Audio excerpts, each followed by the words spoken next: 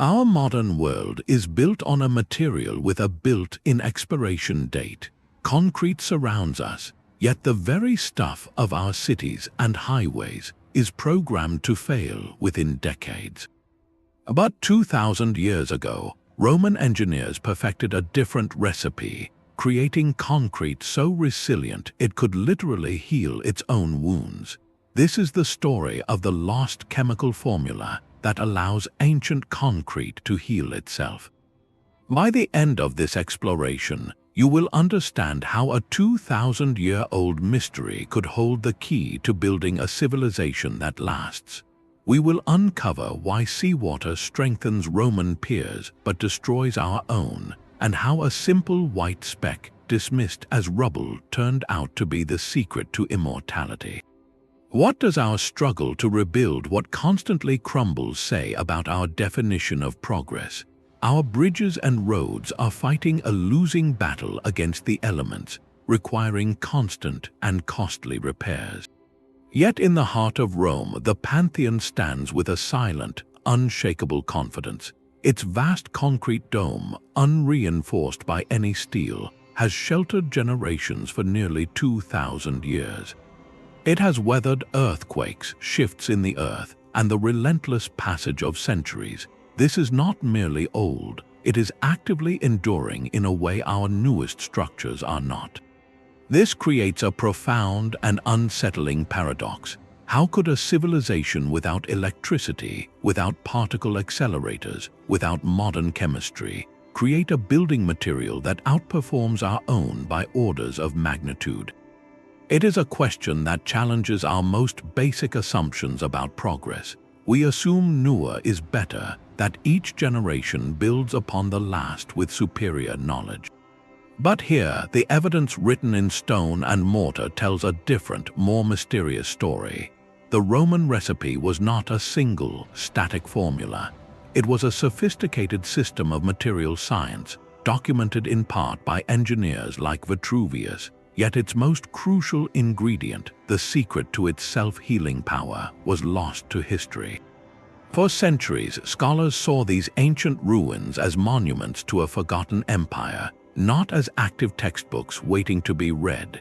The mystery lay dormant until modern researchers, armed with tools like electron microscopes, began to look not just at these structures, but into them.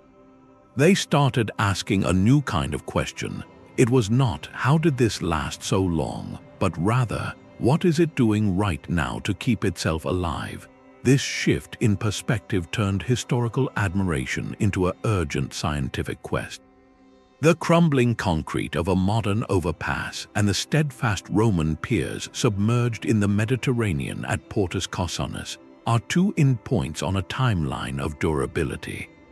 One represents a material with a planned expiration date, the other a material designed for eternity. Unlocking how the ancient one works is not an academic exercise. It is a search for a pivotal clue, one that could help us build a world that doesn't constantly need rebuilding. The lost formula is more than a historical footnote. It is a potential blueprint for a more resilient future. The first tangible clue in this 2,000-year-old mystery comes from a single, surviving manuscript. In the 1st century before the Common Era, a Roman engineer named Marcus Vitruvius Pollio wrote a 10-volume work titled De Architectura, a detailed manual for building everything from aqueducts to harbors. Within its pages, he lays out a recipe for a special kind of concrete, one meant to withstand the relentless power of the sea.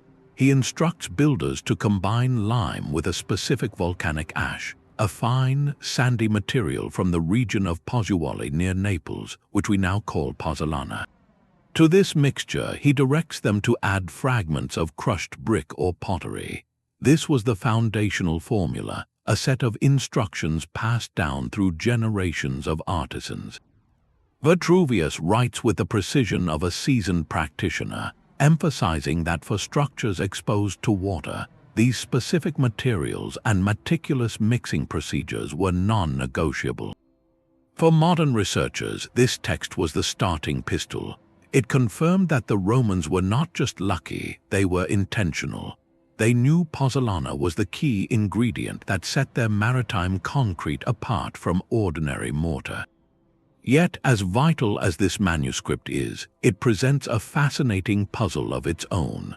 The writings of Vitruvius are more of a master chef's guideline than a laboratory's precise chemical blueprint. He tells us the ingredients, but the exact ratios, the specific curing times, the subtle techniques of mixing and pouring that transform these raw materials into a living stone, these details are absent. This gap between historical documentation and practical, hands-on knowledge is where the true secret lies. It suggests the full formula was an empirical discovery, perfected through centuries of trial and observation on construction sites across the empire, a craft passed from master to apprentice, never fully captured in ink on parchment. The text opens the door, but it leads us into a much darker room, a laboratory of the past where the most important experiments left no written record. So if Vitruvius gives us the ingredients list but not the cooking instructions, where do we turn next to find the missing steps of the recipe? The answer lay not in the library, but in the laboratory of the ruins themselves. To find the lost instructions, scientists had to become detectives of the microscopic world. Using tools like electron microscopes and X-ray diffraction, they peered into the very heart of ancient Roman concrete, searching for a mineralogical fingerprint. What they found was astonishing. Scattered throughout the 2,000-year-old material were rare, plate-like crystals of minerals with complex names, stretlingite and altobermorite. These are not ingredients you can simply add to a modern cement truck. They do not exist in our concrete. Their presence is not a relic of the initial mix, but a signature of a process that never truly stopped. These crystals are the undeniable proof of a living material. They form over decades and centuries through an incredibly slow, ongoing chemical conversation between the original ingredients, lime and pozzolanic ash, and their environment, particularly seawater. Imagine a slow-motion repair crew working on a timescale we can barely perceive. When seawater seeps into a tiny crack in a Roman pier, it does not begin a process of destruction. Instead, it reactivates the dormant pozzolanic ash. This triggers a new round of chemical reactions where the dissolved minerals slowly crystallize, forming these very same stretlingite and altobermorite crystals. These crystals grow, interlocking to form a dense, impermeable barrier that literally glues the crack shut from the inside out. This is the essence of post-pozzolanic reactivity.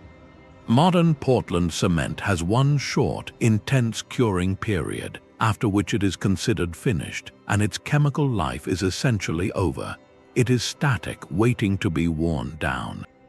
Roman concrete is dynamic. Its curing period lasts for centuries. Each interaction with water, especially mineral-rich seawater, is not an attack, but an invitation to grow stronger, to become more dense and more resilient. The white specks of lime clasts, once thought to be sloppy mixing or inert rubble, were revealed to be the secret reservoirs of this process, slowly dissolving over time to fuel this endless cycle of self-repair. So the mineral fingerprint does more than confirm a recipe, it reveals a philosophy. The Romans did not just build a structure, they planted a chemical seed. They created a material designed not to resist its environment in a brittle, static way, but to engage with it, to use the very forces we consider destructive as a source of perpetual renewal. This turns our understanding of durability on its head. We try to seal our concrete away from the world, to make it impervious. The Romans designed theirs to welcome the world in and to become stronger because of it.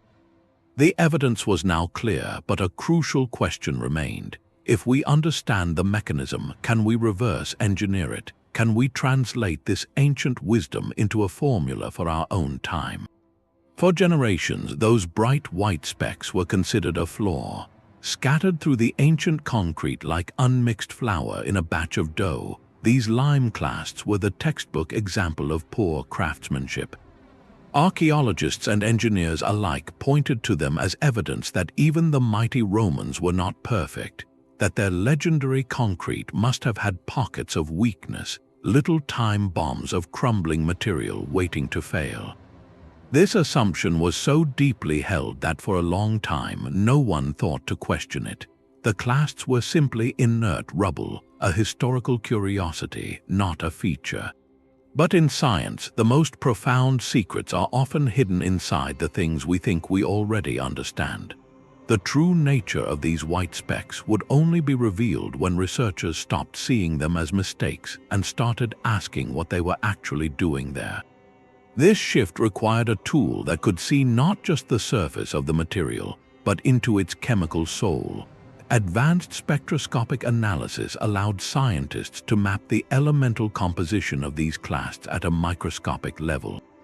What they found flipped the entire narrative on its head. The lime inside these clasts was not the same as the fully slaked or watered-down lime used in the rest of the mix. It was something far more potent and reactive. This discovery pointed toward a radical and ingenious mixing technique the Romans likely used. One modern builders had completely abandoned hot mixing. Instead of carefully slaking their lime with water first to create a putty, Roman concrete workers may have tossed chunks of raw, highly reactive quicklime directly into the mortar mix. Quicklime is calcium oxide, a material produced by superheating limestone, and it has a fierce exothermic thirst for water. In a hot mix, these chunks of quicklime would be only partially slaked by the moisture in the mix, leaving a core of unreacted material encased in a shell. These became the lime clasts. They were not accidents, they were intentional reservoirs of chemical potential. Now, fast forward centuries, a hairline crack forms in the concrete, perhaps from the subtle stress of an earthquake or the relentless thermal expansion of a day in the sun. Water seeps in. In modern concrete, this is the beginning of the end, as the water carries corrosive agents to the steel reinforcement, starting a cycle of rust and expansion that widens the crack. But in the Roman recipe, that infiltrating water does something miraculous. It seeks out those dormant lime clasts. When the water reaches them, it completes the chemical reaction that began 2,000 years earlier. The quicklime core dissolves, and as it does, it releases a surge of calcium-rich solution into the crack. This solution then reacts with carbon dioxide in the air or minerals in the water, precipitating out as new, robust crystals of calcium carbonate, the very same mineral that makes up limestone and seashells. These crystals grow, interlocking and filling the fissure from the inside out, gluing it shut with a material chemically identical to the surrounding stone. It is a built-in automatic repair system. The crack does not just get patched, it gets healed with a material that is a perfect match. The weakness becomes a site of renewed strength. This means every single one of those white specks, once dismissed as evidence of carelessness, is in fact a tiny, pre-positioned repair kit. They are distributed throughout the entire mass of concrete like a three-dimensional grid of first aid stations, each one waiting silently for the day it is called into action. The Romans did not just build for their time, they built for all time, engineering a material with the capacity to respond to its own injuries.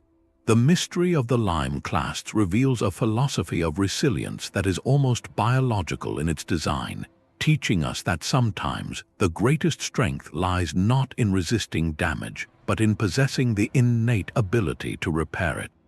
This deliberate embrace of seawater is where the Roman formula truly defies modern logic. For our engineers, saltwater is public enemy number one, a corrosive soup that attacks steel reinforcement and steadily dismantles the bonds within concrete. We go to extraordinary lengths to keep it out, using special coatings, expensive additives, and meticulously purified fresh water in our mixes. The Roman approach was the polar opposite. They did not just tolerate seawater, they actively designed their concrete to require it. The harbors at Portus Cosanus and Caesarea were not built in spite of the Mediterranean. They were built for it with the specific understanding that the sea's chemistry was an essential ingredient in their curing process. When seawater permeates the Roman mix, it does not initiate a simple destructive reaction. Instead, it becomes a complex chemical catalyst. The dissolved salts in the seawater, particularly magnesium and potassium ions, interact with the lime and the aluminosilicate-rich volcanic ash. This interaction over years and decades slowly fosters the growth of those crucial plate-like crystals of altobermorite within the concrete's matrix. Think of it not as a single event, but as a slow geological conversation. The seawater provides the ionic environment, the lime clasts offer a sustained release of calcium, and the pozzolanic ash supplies the silica and alumina. Together, in the presence of water, they engage in a perpetual, low-energy reaction that continuously densifies and strengthens the material from within. The concrete does not merely set and then resist the sea, it matures because of it. Each wave, each tide brings not destruction, but the potential for further mineral growth. This reveals a fundamental philosophical rift in how we view our building materials. Our modern paradigm is one of isolation and stasis. We create a material we declare finished, and then we spend its entire lifespan defending that finished state from a world we see as inherently damaging. The Roman paradigm was one of integration and dynamism. They created a material with an open chemical architecture, one designed to engage with its environment, to absorb and transform the elements we fear into the very substance of its own longevity. Their concrete was not a sealed vault but a living system. By working with the chemistry of the sea rather than against it, they achieved a form of sustainability that was built in, not bolted on. The salt water that spells a death sentence for our structures was, for theirs, the elixir of a very long life. The shift from a material that heals itself to one that simply hardens quickly was not an accident of history.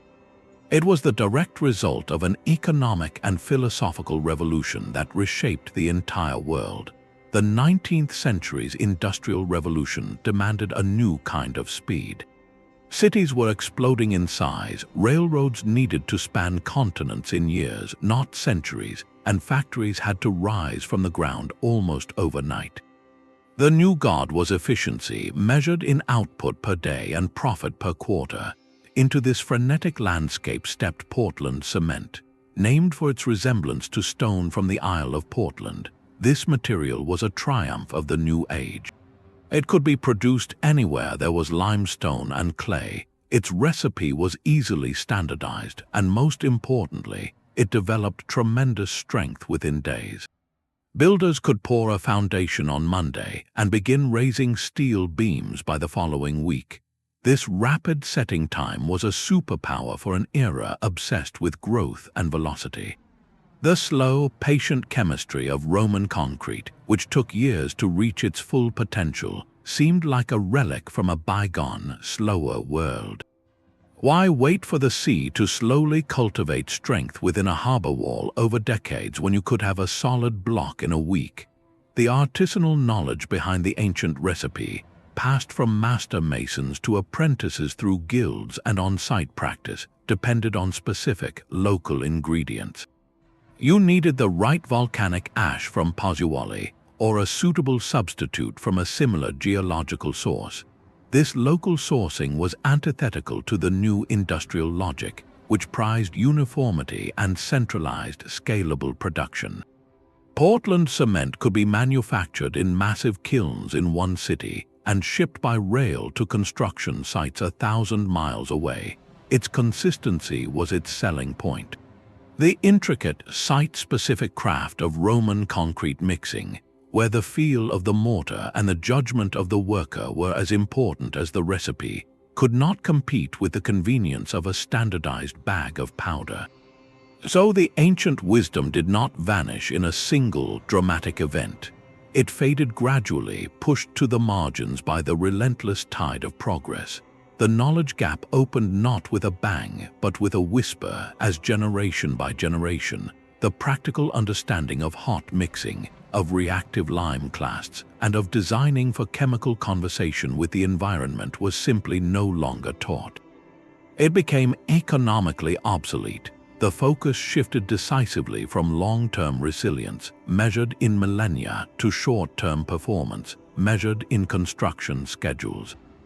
We traded the promise of eternity for the power of immediacy, creating a world that could be built at breathtaking speed, but one that would now require constant, costly maintenance. The question this leaves us with is profound. Can we recover what was lost, not by abandoning modern innovation, but by weaving ancient insight back into the fabric of our technology?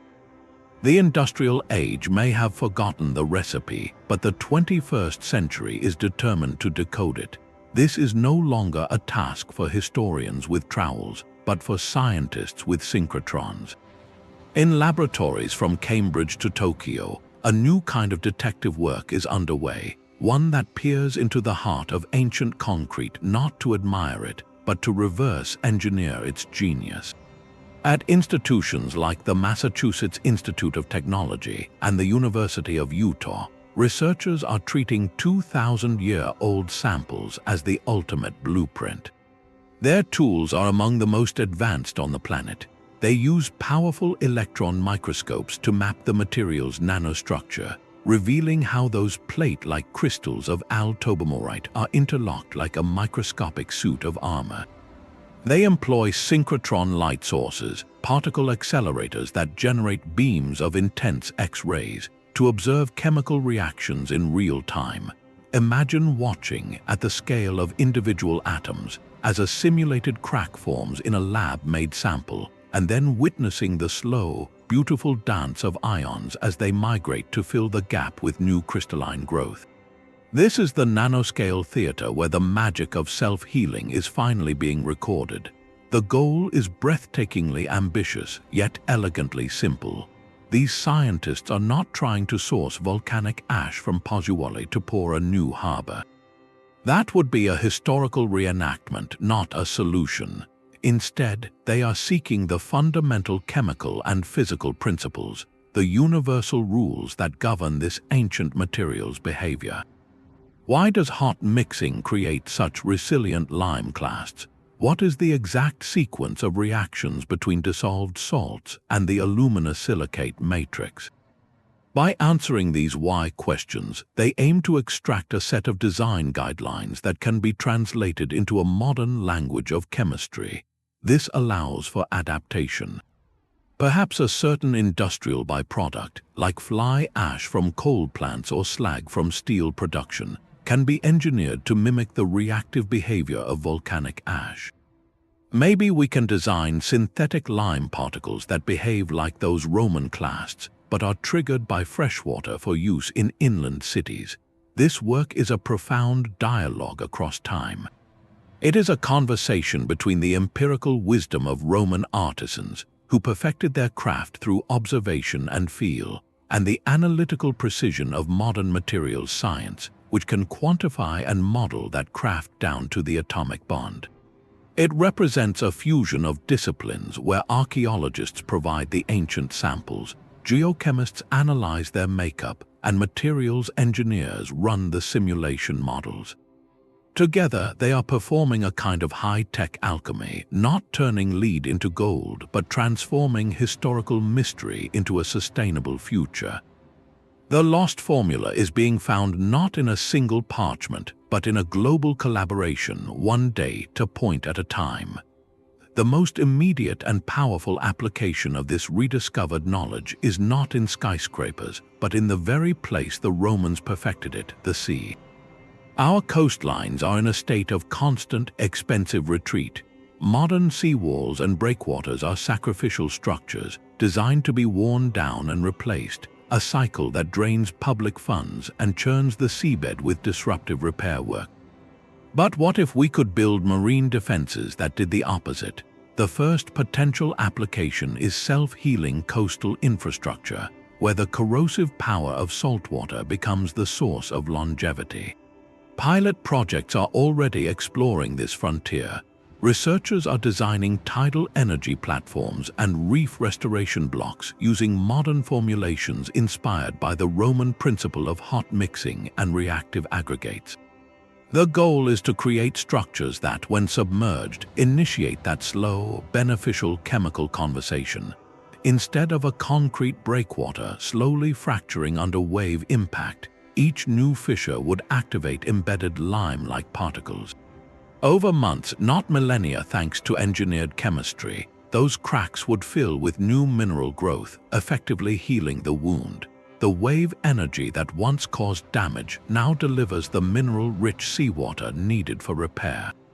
The economic logic is transformative. A seawall built with this technology might cost more upfront, but its life cycle tells a different story. It eliminates the endless cycle of inspections, patches, and full-scale replacements. A harbor pier could last for centuries with minimal intervention, securing vital economic waterways without constant dredging and construction. The environmental benefit is equally profound. Traditional marine construction is brutally disruptive, with noise, sedimentation, and toxic leachates from degrading concrete harming delicate ecosystems. A self-healing structure would be quieter and more stable over its vastly extended life, allowing marine life to colonize and thrive on a permanent, artificial reef. This is not about replicating an ancient ruin, but about learning its deepest lesson: to build in harmony with an environment, not just against it. By designing concrete that welcomes the sea, we could turn our most vulnerable frontiers into bastions of resilience, where our infrastructure actually grows more robust with every passing storm. But the promise of this ancient wisdom extends far beyond the shoreline. It whispers a new possibility for the very skeleton of our cities. Beneath the constant hum of urban life, our bridges, tunnels, and foundations are engaged in a silent, exhausting war. Every passing truck sends vibrations through a bridge deck. Every winter freeze pushes water into microscopic pores, where it expands with enough force to splinter stone. These relentless cycles of stress and weather do not create dramatic collapses overnight. They wage a war of attrition, generating a network of invisible micro-cracks. These tiny fissures are the front line of failure, the pathways through which water and corrosive chemicals invade, slowly eating away at structural integrity from the inside.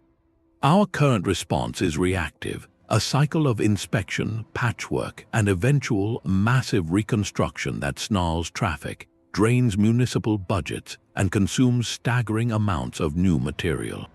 What if we could change the entire premise of that war?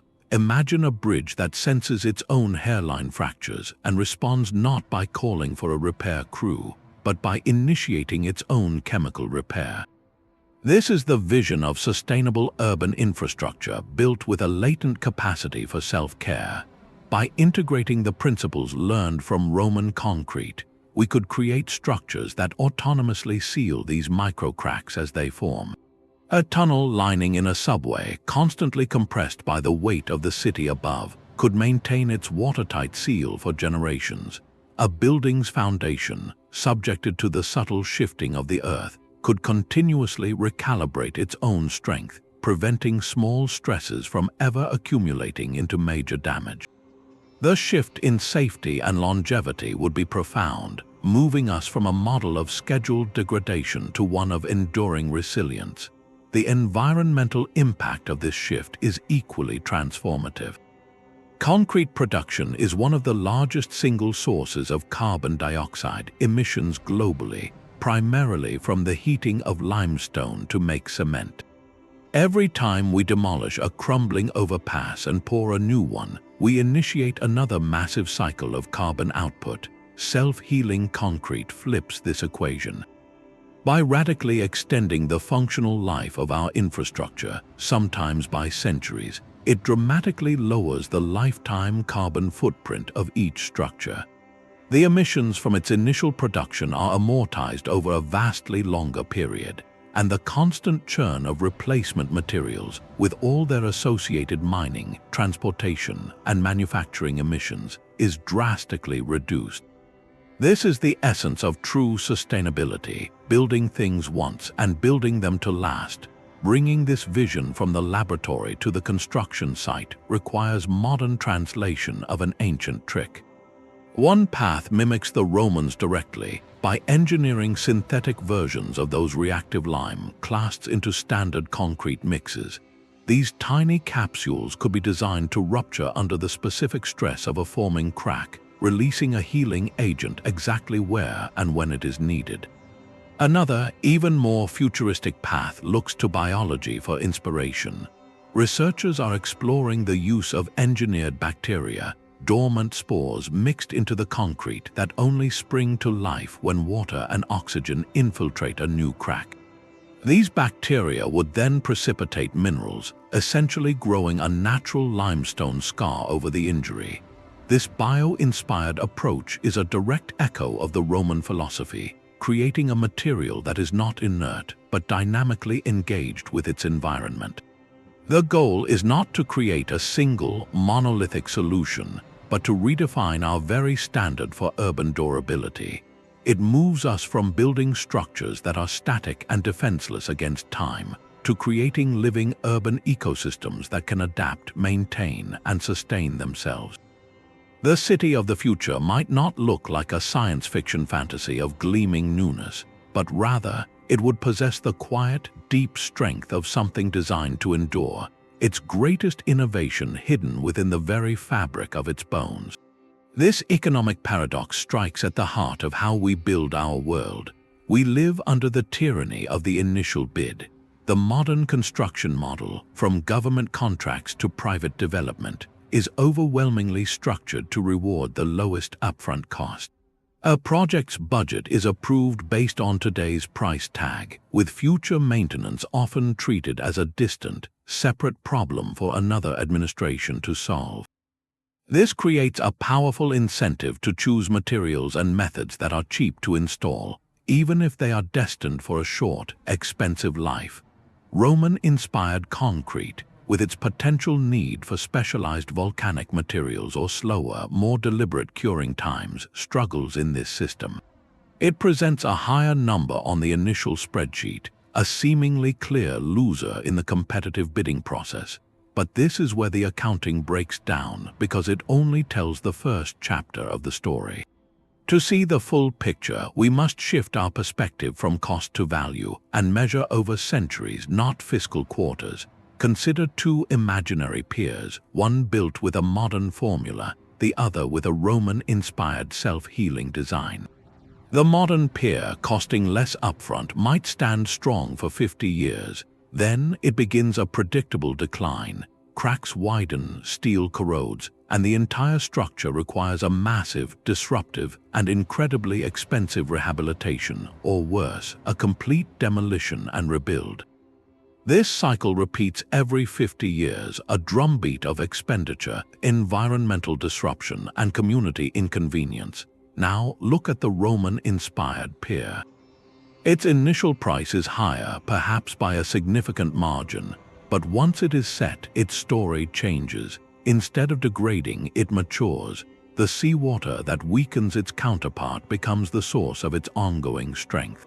That single, higher initial investment buys not 50 years of service, but 500 or 1,000. When you spread that upfront cost over 10 centuries instead of 5 decades, the math undergoes a revolution.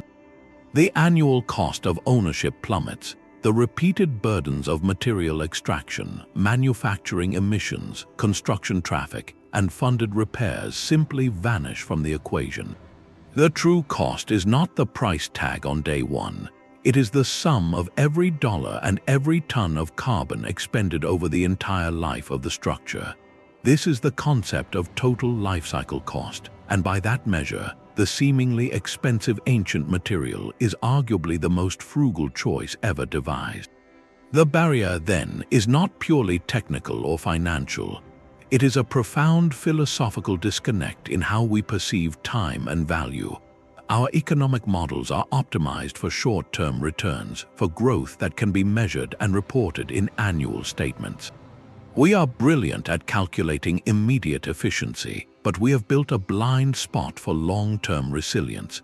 Adopting a material like this would require a fundamental rewiring of our priorities. It would mean public and private entities making courageous investments today for the benefit of generations they will never meet. It challenges the very notion of what we consider an asset. Is an asset something that depreciates steadily on a balance sheet, or is it something that grows more valuable and more stable with each passing year? The lost formula presents us with a mirror, forcing us to ask whether our definition of progress has trapped us in a cycle of endless, wasteful rebuilding.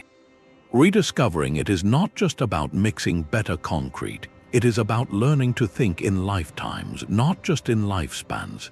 The staggering scale of our concrete addiction is written in the atmosphere.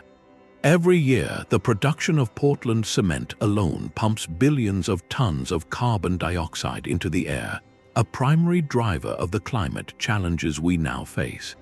This environmental cost is the silent, invisible foundation of our modern world.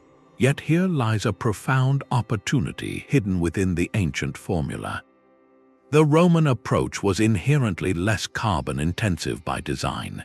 Their concrete was not built on pure Portland cement clinker, the material whose creation requires superheating limestone in massive kilns. Instead, their primary binder was volcanic ash, a material that required no energy-intensive manufacturing, only collection from the earth. This simple substitution points directly toward a greener future for construction.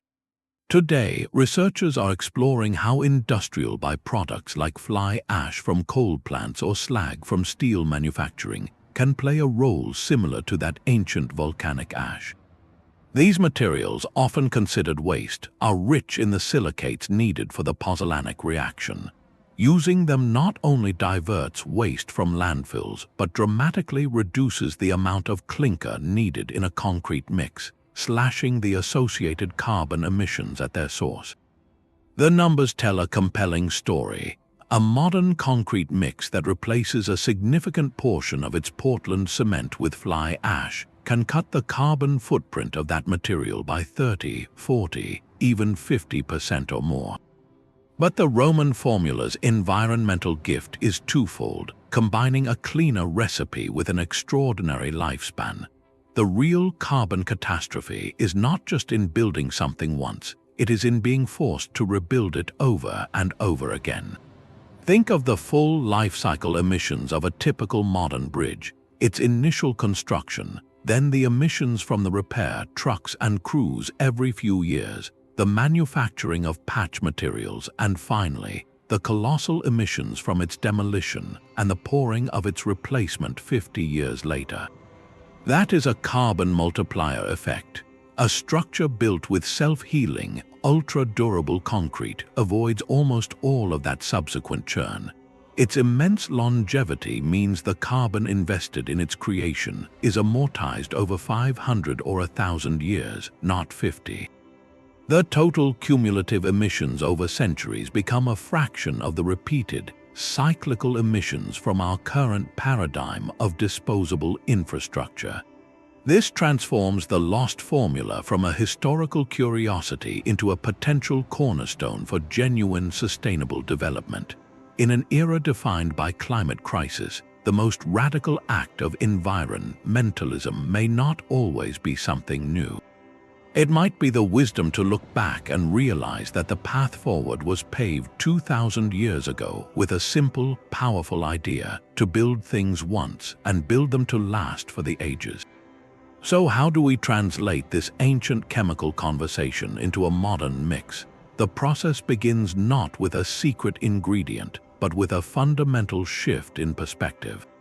Instead of aiming for a perfectly uniform, inert paste, we are now engineering a material with intentional, reactive complexity.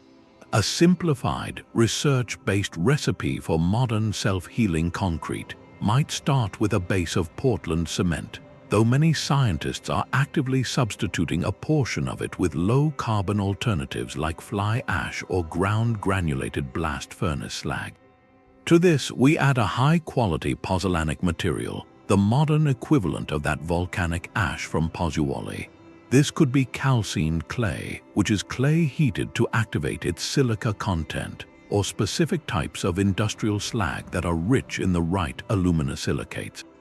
This combination forms the reactive backbone of the mix, the part that will engage in the long-term chemical dance. Then comes the crucial echo of the Roman clasts. We intentionally introduce coarse particles of lime, or sometimes specially engineered mineral capsules, into the blend. These are not a mistake. They are the distributed repair network, the tiny chemical reservoirs waiting to be activated by water and time. The mixing process itself is a careful balancing act. Too much water and the reactive particles float apart, weakening the initial structure. Too little and the mix cannot be properly placed. The goal is a workable consistency that still maintains a dense, intimate contact between all the different particles, lime, pozzolan, and aggregate. Once poured, the curing period is where our modern impatience meets ancient patience. Initial strength develops within days, as with ordinary concrete, but the truly important reactions are just beginning. For the self-healing properties to initiate, the concrete needs exposure to moisture and the right ionic environment. This could mean misting it with water containing dissolved minerals, or in the case of marine applications, simply allowing seawater to permeate it. This extended curing is not a passive waiting game. It is an active chemical incubation period. Over weeks and months, a slow exchange begins. Water moves through the capillary network of tiny pores, dissolving silica and alumina from the pozzolanic material and calcium from the lime particles. These dissolved ions then meet and slowly precipitate, forming the first delicate networks of strengthening crystals within the matrix. This hands-on breakdown demystifies the alchemy. It shows that the lost formula is not a single magical incantation, but a set of reproducible chemical principles. We are learning to design for time, to create a material that is not finished when it hardens, but one that is just beginning its long journey toward maturity. The blend of ancient insight and contemporary manufacturing is yielding a new class of material, one that carries within it the quiet, resilient intelligence of the past, ready to heal the fractures of the future. A brilliant laboratory discovery does not automatically become the foundation of a bridge. The path from a petri dish to a public highway is a long and complex journey, one that tests not just the material, but the entire system that builds our world. The first major hurdle is nature itself.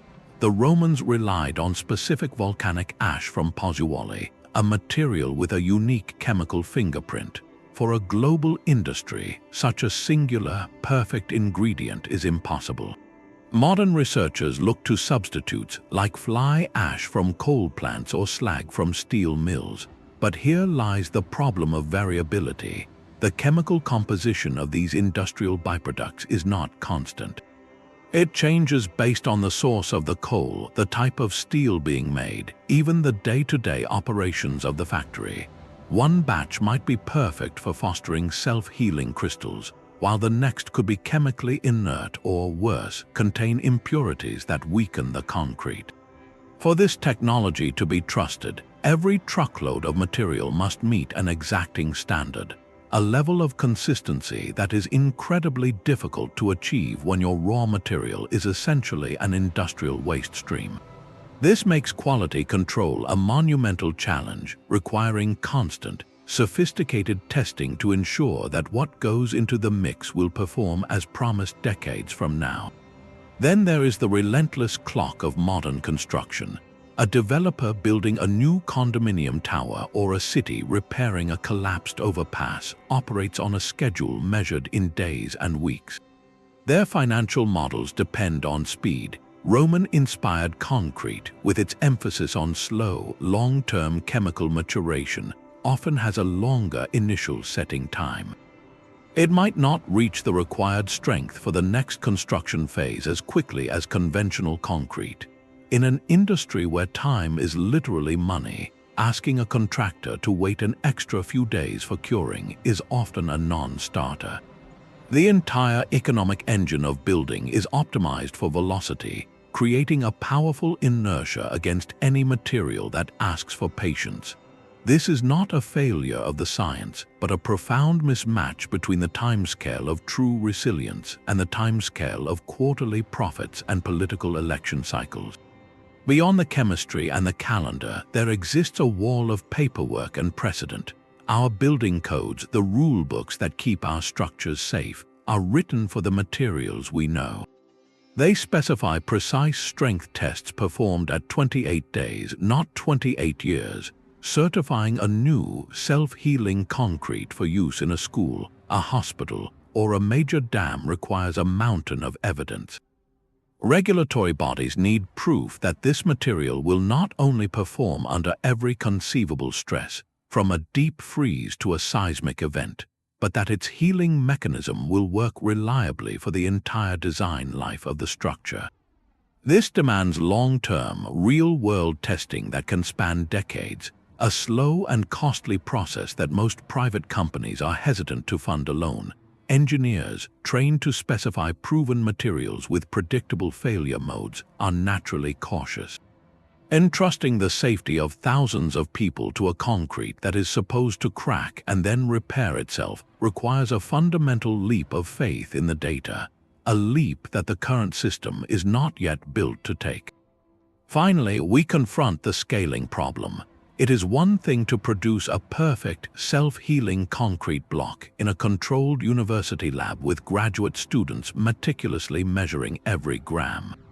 It is something entirely different to produce 10,000 cubic yards of it at a noisy, dusty commercial batching plant, mix it in a spinning truck, pour it in the rain, and have it finish perfectly. The supply chains for the special additives must be established. The workers on site need new training to handle and place the material correctly. The entire ecosystem of construction, from the architect's software to the inspector's checklist, must adapt. This is the classic bottleneck of innovation, where a world-changing idea must navigate the gritty, unglamorous realities of global industry, cost margins, and human habit. The promise of the ancient formula is clear, but its journey to reshape our world is just beginning, a slow and deliberate conversation between the wisdom of the past and the practical demands of the present. The harbor at Caesarea Maritima is a ghost of empire that refuses to fade. 2,000 years ago, King Herod commissioned a monumental engineering project, a vast artificial harbor built to rival any in the Roman world. Its most astonishing feature was a series of colossal concrete breakwaters, massive blocks of mortar and rubble that were poured directly into the churning waters of the Mediterranean. For centuries, these structures have not merely sat on the seabed, they have become part of it, locked in a slow, chemical embrace with the sea that was designed to last for eternity. While the grand city above fell to earthquakes and shifting sands, these submerged foundations endured, a silent testament to the formula's power on a breathtaking scale. This is not a small laboratory sample. It is a full-scale, real-world experiment that has been running since before the time of Christ, and its results are written in stone and mineral. When archaeologists and marine geologists began to study these blocks with modern tools, they found something more than just well-preserved ruins. The concrete had undergone a profound transformation.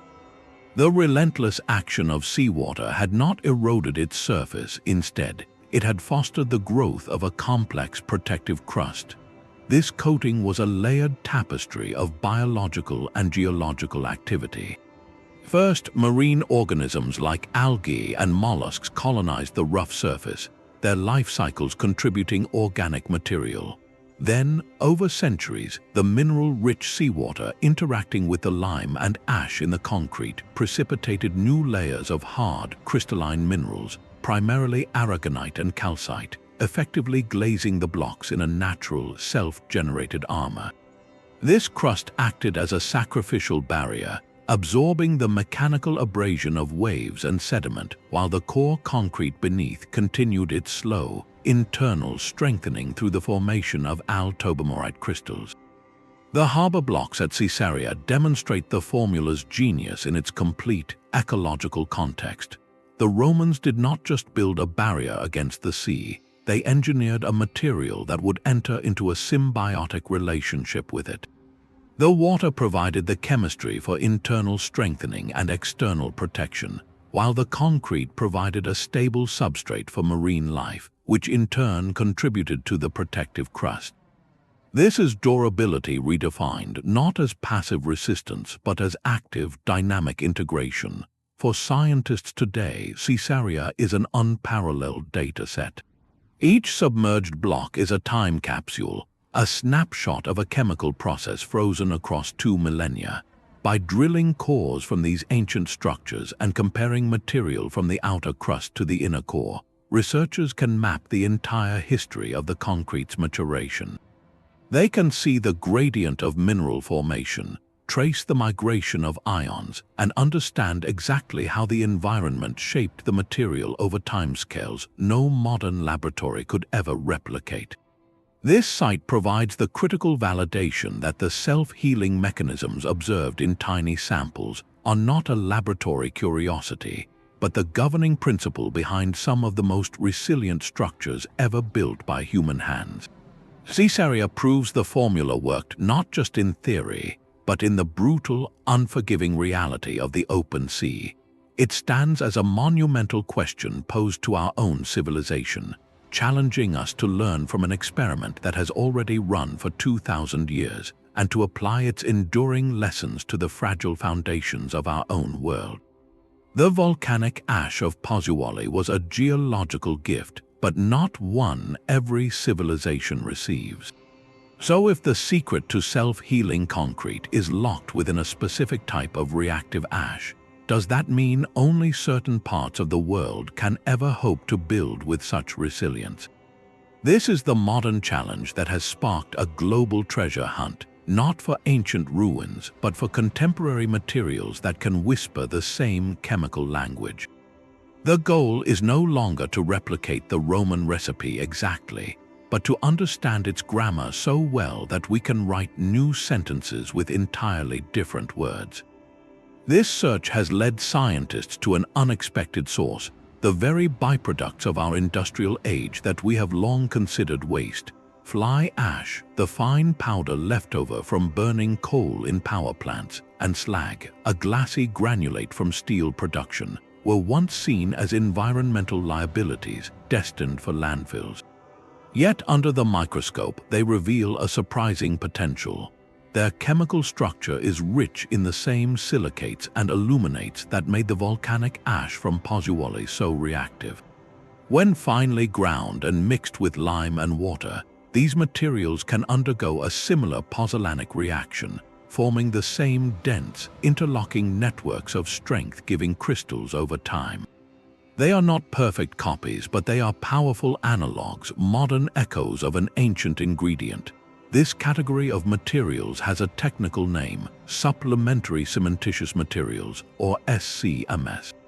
The term sounds complex, but the idea is beautifully simple. Instead of relying solely on Portland cement, which is carbon-intensive to produce, we supplement it or partially replace it with these reactive alternatives. An SCM is not just a filler, it is an active participant in the concrete's long-term life. When engineered correctly, it can provide the sustained chemical activity needed for self-healing. A crack that forms years later allows moisture in, which reactivates these supplementary materials, dissolving silica and alumina that then combine with calcium from other parts of the mix to precipitate new mineral growth, sealing the fissure. The global research effort is vast and varied. In regions with abundant clay, scientists are exploring calcine clays, where ordinary clay is heated to activate its pozzolanic properties, creating a local, low-carbon alternative. In agricultural economies, rice husk ash, produced from burning rice hulls, is being studied for its high silica content. Each material has its own unique chemical personality, requiring careful calibration to integrate into a modern mix. But this worldwide experimentation highlights a profound shift in perspective. The true legacy of the Roman formula is not the specific ash from a single Italian volcano. It is the paradigm that durable concrete requires a reactive partnership, a slow chemical conversation between its ingredients. This principle is universally adaptable. It teaches us to look at the material world with new eyes, to see potential strength where we once saw only waste or nuisance. The hunt for modern analogs transforms the problem from one of scarce resources to one of intelligent design. It suggests that the ingredients for a more resilient built environment might already be all around us, hidden in the overlooked outputs of our industries and our landscapes, waiting for the insight to turn them from liability into legacy. But the chemical conversation of ancient Rome is not the only path to a living material. A parallel frontier of research is unfolding in laboratories where Petri dishes hold the key to a different kind of healing, one powered not by minerals but by microscopic life. Here, scientists are engineering a new generation of concrete by embedding it with dormant bacterial spores, often of the genus Bacillus, along with a carefully chosen food source like calcium lactate. These ingredients are mixed into the concrete while it is being made, becoming an integral part of its structure. The system remains inert and harmless for years, waiting for the very event that signals failure in traditional concrete, the arrival of water in a crack. When a fissure forms and moisture seeps in, it does two things. It revives the dormant bacteria and it dissolves their food source. The awakened microbes spring into action, consuming the calcium lactate, and as part of their natural metabolic process, they precipitate calcite, a form of limestone. This biological activity essentially grows a natural, mineralized scar that fills the crack from the inside out. The repair is not instant, it can take weeks, but it is autonomous and remarkably effective, sealing the breach with a material chemically compatible with the surrounding concrete. This bioconcrete represents a fascinating contrast to the Roman method. The ancient approach relies on an inorganic, slow-burning chemical reaction between engineered ingredients and their environment. It is a patient geological process. The biological method is more akin to deploying a microscopic repair crew. It is a targeted, living response triggered by a specific event, the presence of water and oxygen in a new crack. Each path has its own landscape of advantages and challenges. The Roman-inspired chemical method leverages abundant, often waste-based materials and integrates seamlessly with the concrete's own chemistry, offering a continuous, long-term strengthening. Its primary hurdle is the need for precise material consistency and a longer view of curing. Bioconcrete, on the other hand, can be highly efficient in its resource use, as the bacteria only consume their food when repairs are needed. It can work in a wider range of environments, not requiring the specific mineral content of seawater. However, it introduces a living organism into an otherwise sterile material, raising questions about long-term viability of the spores over decades and the cost of producing and mixing the bacterial capsules at an industrial scale. Despite these different mechanisms, the two philosophies converge on a single, revolutionary idea, moving beyond concrete as a dead, static substance. Both the ancient chemical way and the modern biological way aim to create a responsive material, one that possesses a form of built-in intelligence. The Roman concrete listens to its environment and responds with gradual mineral growth. The bioconcrete senses injury and dispatches a microscopic healing agent. This convergence is where the story becomes truly profound. It shows that the quest to recover a lost ancient formula has done more than just point us toward a historical recipe. It has ignited a fundamental shift in materials science. Researchers are no longer asking how to make concrete stronger from the start. They are asking how to give it the ability to care for itself over time. This has opened doors to interdisciplinary innovation, where geochemists studying Roman piers collaborate with microbiologists engineering bacteria, and materials scientists model both processes with advanced software. The lesson from 2,000 years ago was never about volcanic ash alone.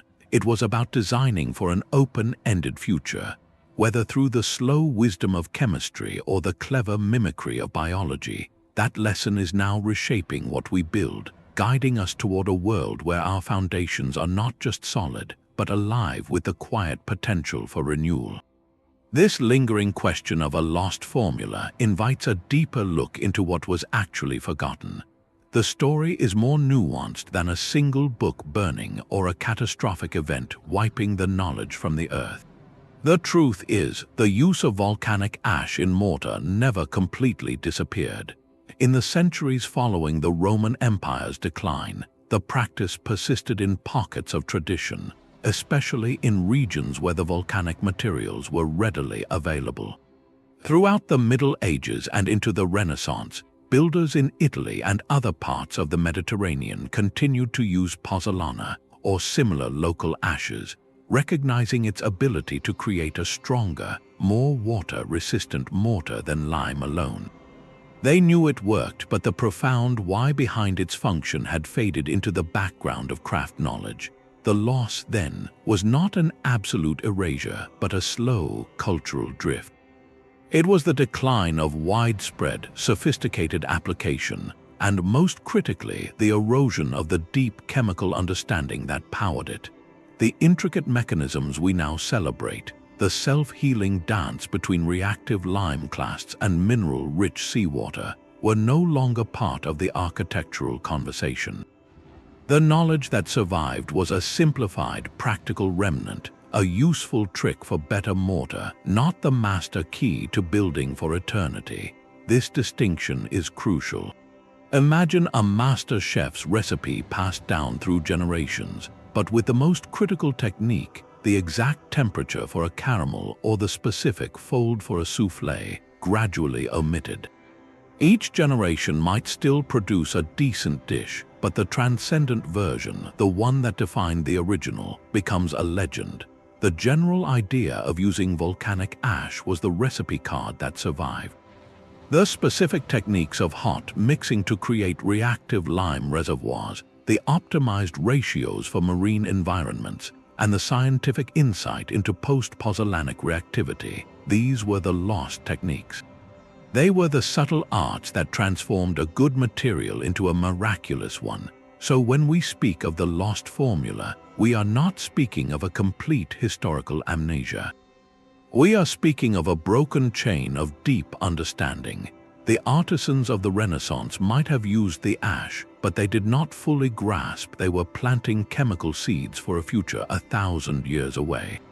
They had inherited the what, but the comprehensive how and the visionary why had slipped into the shadows of history. This reframes the entire mystery. It was not a knowledge that vanished into thin air, but one that slowly retreated from the forefront of human endeavor, abandoned not because it failed, but because the world's priorities shifted toward speed and scale, leaving the patient genius of the ancients waiting quietly in the ruins to be rediscovered.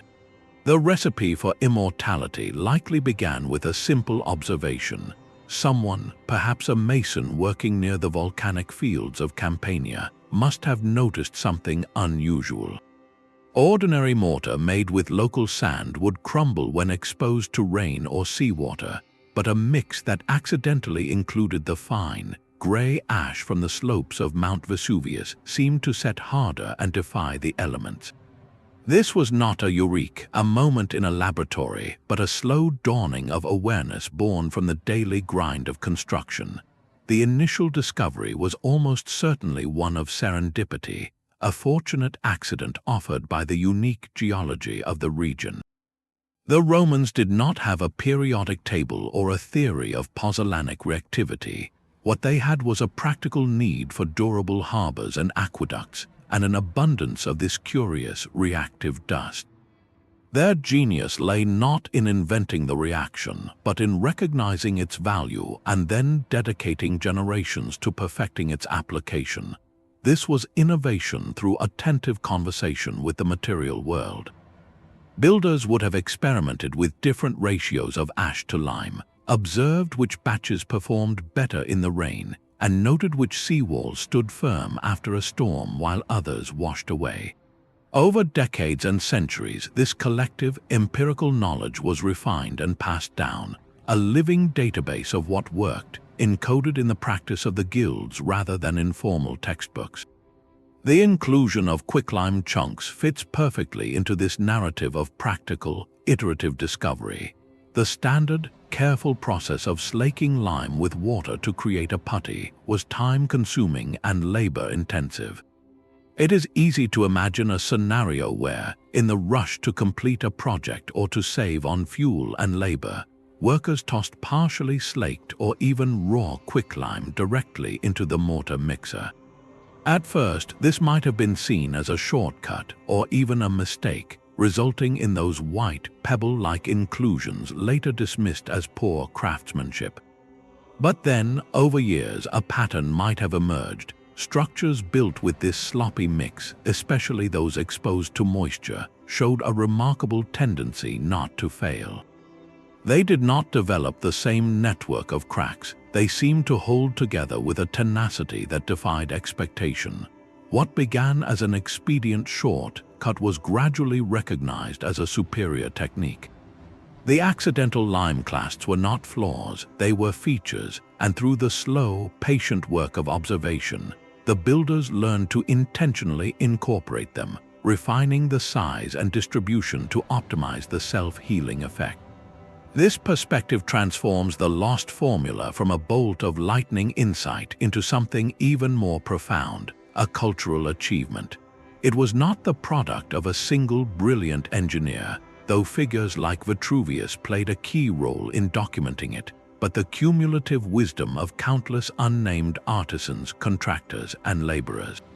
It was knowledge earned through the hard lessons of structural failure and the celebrated success of enduring monuments. They learned by doing, by touching the materials, by watching how they behaved over seasons and lifetimes. This humanizes the innovation, grounding it in the reality of mud, sweat, and stone. It suggests that the deepest secrets of durability were not locked away in a scroll, but written in the very practice of building, in the collective memory of what stood the test of time.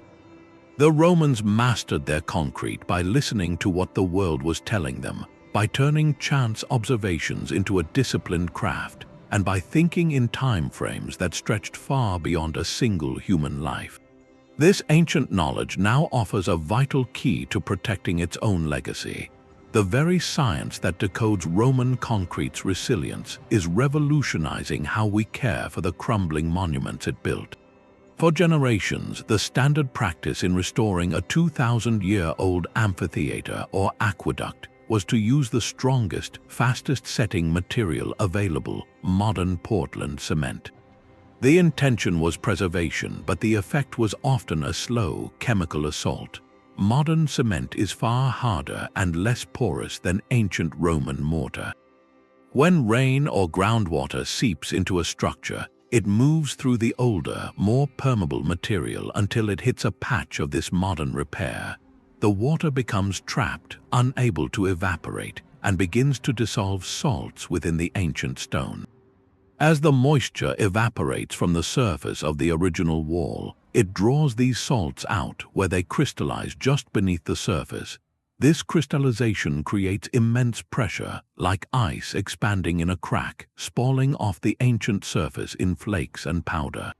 In essence, the well-meaning repair becomes a cancer, accelerating the decay of the very artifact it was meant to save. The rediscovered formula changes this entire paradigm. Archaeologists and conservators can now move from a philosophy of brute strength replacement to one of chemical sympathy. By analyzing the exact mineral composition and pore structure of the original concrete at a site, they can design a restoration mortar that is a close cousin, not a foreign invader. This new mortar would use similar principles, perhaps incorporating local pozzolanic materials and a designed porosity that allows moisture to move through the entire structure harmoniously. It would have a compatible thermal expansion rate, so it flexes with the ancient material as temperatures change, rather than pulling it apart. Most importantly, it would avoid setting up a destructive moisture barrier. The goal is no longer to patch a hole with something stronger, but to introduce a material that will age gracefully alongside the original, becoming a supportive part of the historical fabric rather than a ticking time bomb. This approach treats the ruin not as a dead object to be frozen in time, but as a continuing chemical entity with needs we must understand. Furthermore, by studying the ongoing reactions within ancient concrete, we gain a diagnostic tool. The presence and condition of minerals like altobermorite can tell a story of environmental stress. If samples from a Roman wall show that these strengthening crystals are being degraded, it signals an attack from modern atmospheric pollutants like sulfur dioxide or acidic rain. This turns the ancient structure into a passive environmental sensor, its own material composition recording the impact of the modern world. Conservation efforts can then be targeted, not just at propping up a wall, but at mitigating the specific chemical threats that are actively undoing 2 millennia of work. This creates that virtuous cycle where studying the past teaches us how to save it, and the act of saving it yields more data to refine the sustainable materials of our future. The lost formula thus bridges time in the most direct way possible, offering the wisdom to heal the wounds of history with the same thoughtful chemistry that made it endure. The white specks and the seawater reactions point toward a deeper truth, a fundamental reimagining of what we even mean by a building material. Our modern engineering instinct is to create something finished. We mix, pour, cure, and then we declare the concrete done, a static object now tasked with resisting a dynamic world. We see chemical change after that point as a threat, a sign of degradation to be fought with sealants and coatings. The entire philosophy is one of stasis and defense. The Roman view was the polar opposite. For them, concrete was not an end product but a beginning. It was a dynamic, reactive system designed to enter into a lifelong conversation with its environment. The curing was not an end point, but an opening chapter in a story of continuous metamorphosis. They did not seek to arrest chemical change. They engineered a specific, beneficial pathway for that change to follow for centuries. This is the philosophical heart of the lost formula, and perhaps its most transformative legacy. It asks us to shift from seeing our structures as inert monuments fighting time, to viewing them as living systems that mature with time. Imagine a bridge designed not just to carry weight today, but to grow denser at its points of greatest stress over decades, or a foundation that becomes more interlocked with the surrounding earth with each passing season. This moves us from a paradigm of planned obsolescence, where maintenance and replacement are built into the economic model, toward a vision of perpetual renewal, where a structure's value and integrity actually increase with age. It encourages us to design not for a single moment of completion, but for an open-ended future of graceful evolution, learning from natural systems like bone or coral, which constantly remodel and strengthen themselves in response to the loads they bear. This is not merely about better chemistry, it is about a better relationship with the world we build within. It suggests that true resilience lies not in perfect, unchanging strength, but in the capacity for intelligent adaptation, the built-in wisdom to become what the future requires. The next evolution of this material is not just to heal, but to speak. Picture a future where the concrete of a bridge pier does more than silently mend a hairline fracture.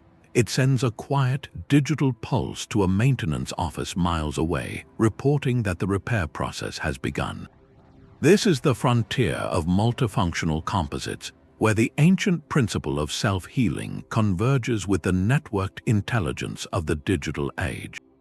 Researchers are now developing concrete that is both biologically or chemically active and studded with sensory awareness. They embed slender fiber optic strands or tiny, wireless sensor nodes directly into the material as it is poured.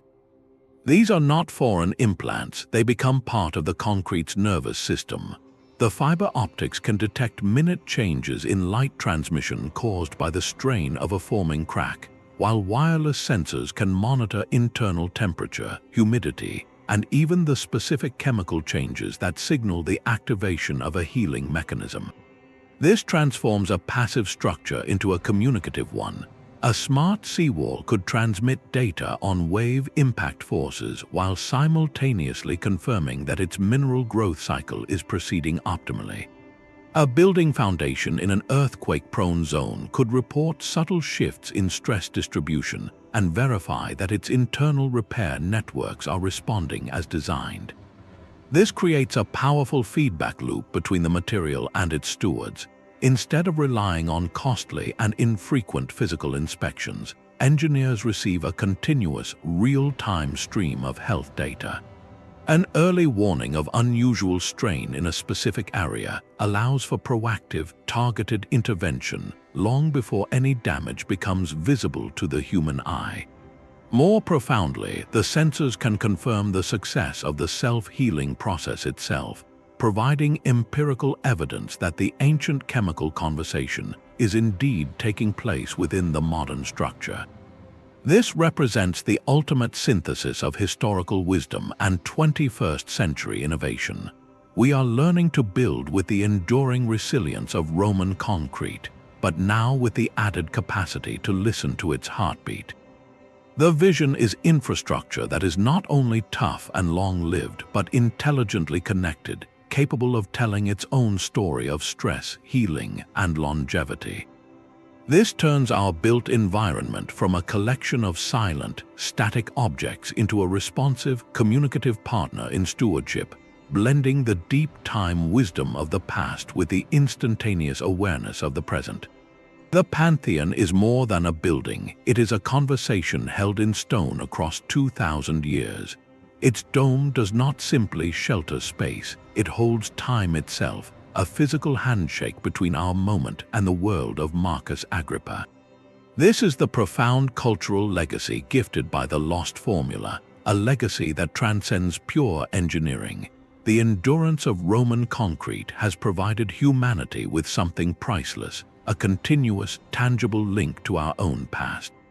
Structures like the aqueducts of Segovia, the markets of Trajan, and the arena of the Colosseum are not just ruins to be studied from a distance. They are stages we can still walk upon, shadows we can stand within, proving that the people who built them were as real, as ambitious, and as clever as we are. Their survival is the ultimate testament to the builder's skill, a direct and undeniable result of the chemical intelligence woven into their mortar.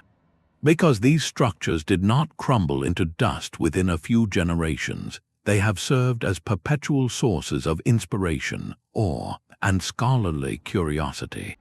Every architect from the Renaissance to the modern day has looked upon the Pantheon and grappled with its silent challenge.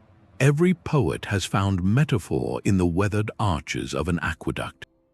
This continuity of physical presence fosters a continuity of collective memory and identity.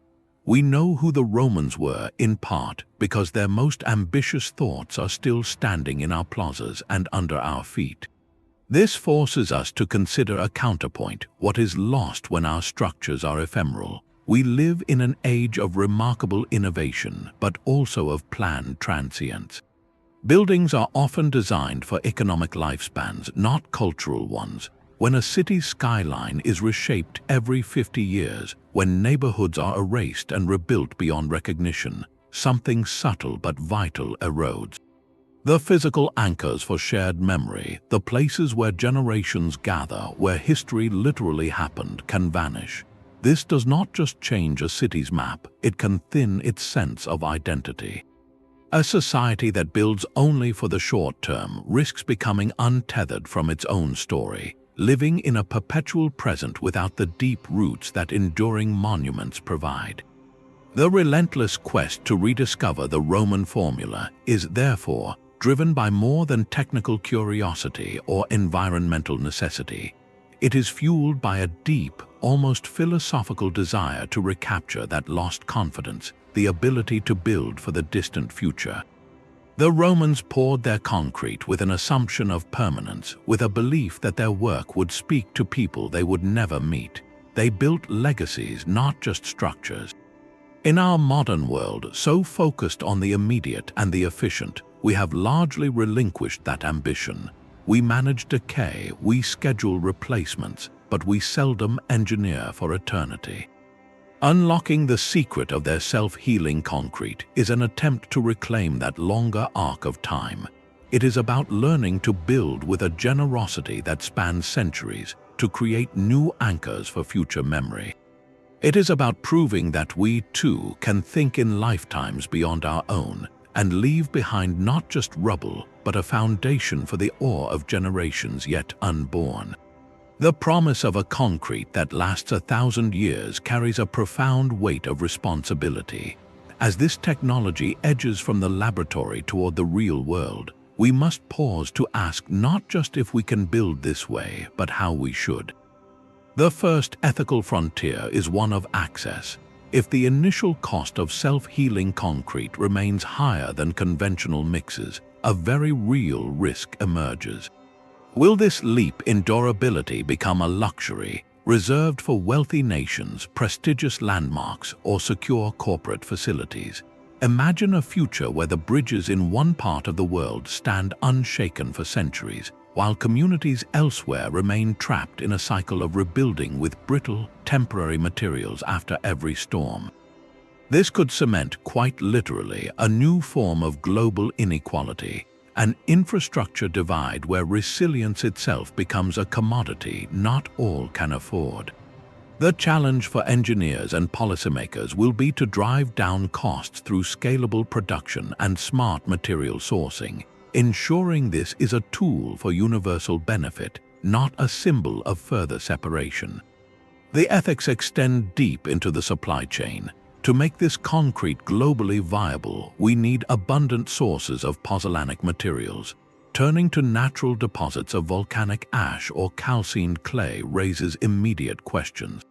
Will mining these resources replicate the environmental and social harms of other extractive industries, damaging landscapes and displacing communities? Alternatively, using industrial byproducts like fly ash seems elegantly circular, but it creates a dependency on the very coal-fired power plants we urgently need to phase out. This is a complex puzzle requiring life cycle analyses that look beyond the concrete itself to the full environmental story of its ingredients. The goal must be a truly clean recipe, one that heals our infrastructure without creating new wounds elsewhere. Perhaps the deepest ethical consideration is one of time. By developing a material designed to persist for a millennium, we are making a decision on behalf of hundreds of future generations. We are imposing a physical legacy. This is an act of incredible generosity, gifting our descendants with sturdy foundations, but it is also a potential constraint. A seawall built to last 1,000 years cannot be easily moved if coastal ecosystems shift or if future communities wish to reclaim their shoreline.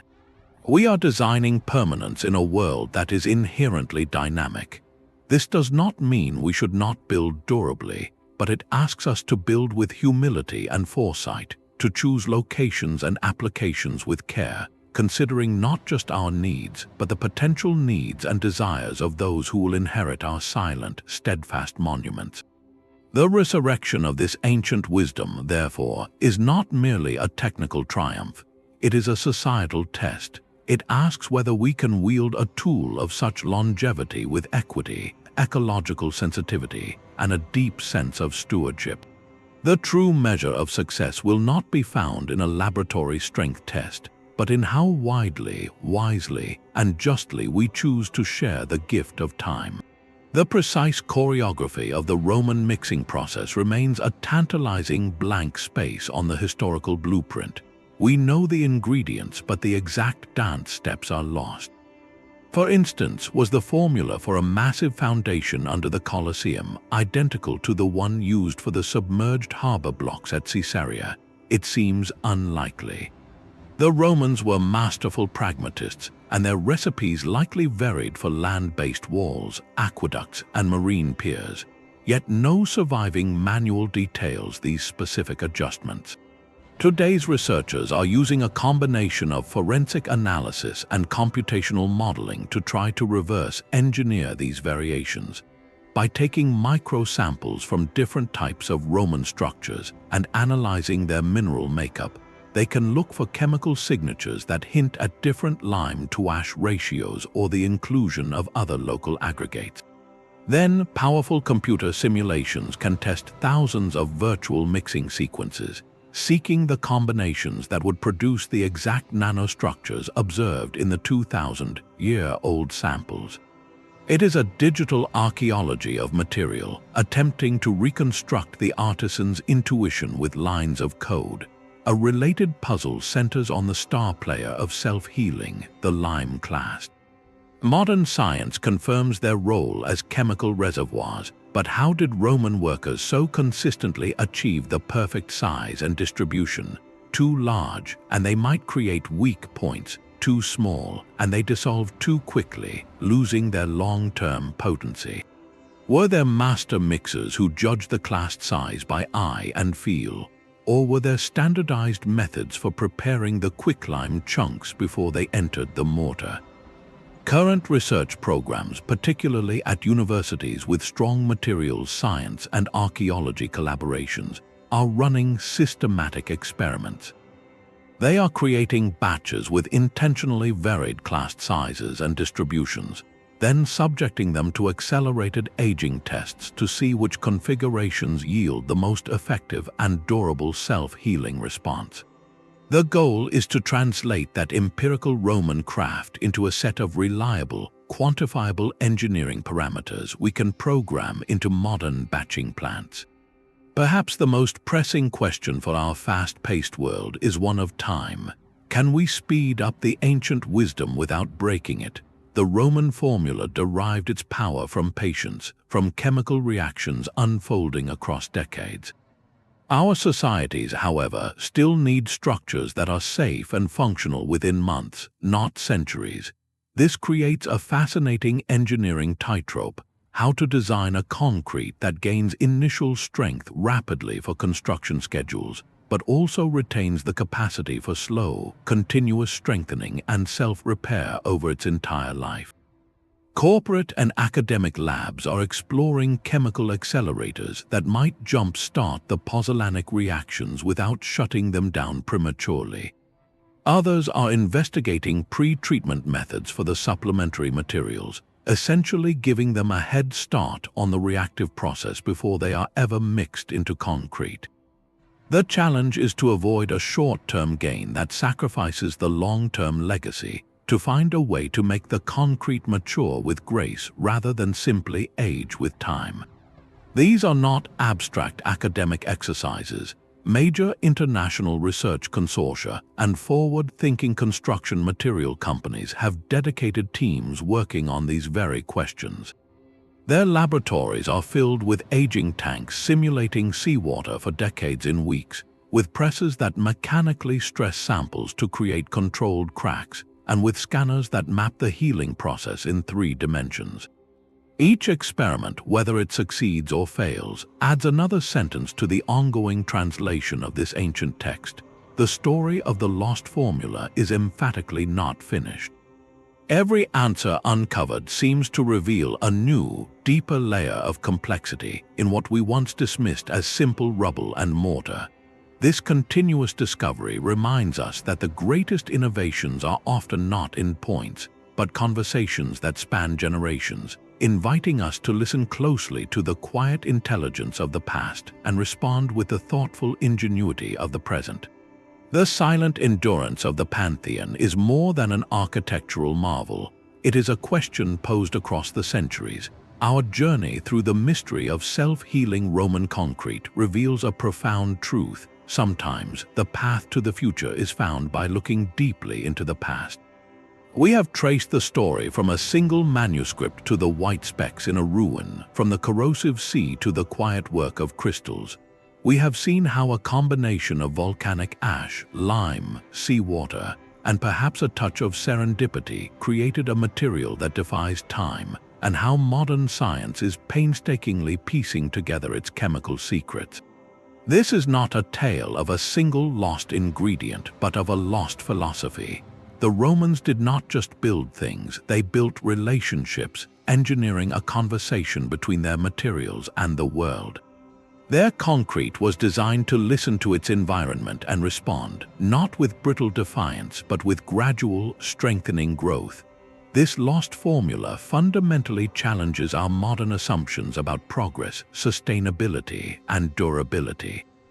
We have long equated advancement with the new, the fast, the immediately strong. Yet here, the most advanced material we have encountered was perfected 2 millennia ago, and its strength lies in its patience, in its willingness to change slowly over time. It offers us a blueprint not just for longer-lasting infrastructure, but for a more resilient and thoughtful way of building our world. It asks us to measure value not by the speed of construction, but by the silence of maintenance over centuries. It invites us to see waste not as an endpoint, but as a potential ingredient, and to view the forces of nature not as enemies to be walled out, but as partners in a long-term dialogue. As we stand on the brink of potentially rediscovering this ancient art, we are reminded that the greatest innovations are those that harmonize with the natural world, creating legacies meant to endure. The true lesson is not in the volcanic ash itself, but in the mindset that could look at a mound of dust and see within it the seed of eternity. If you found this fusion of history and science fascinating, subscribe for more deep dives into the mysteries that shape our world, and let us know in the comments which ancient technology you think we should explore next.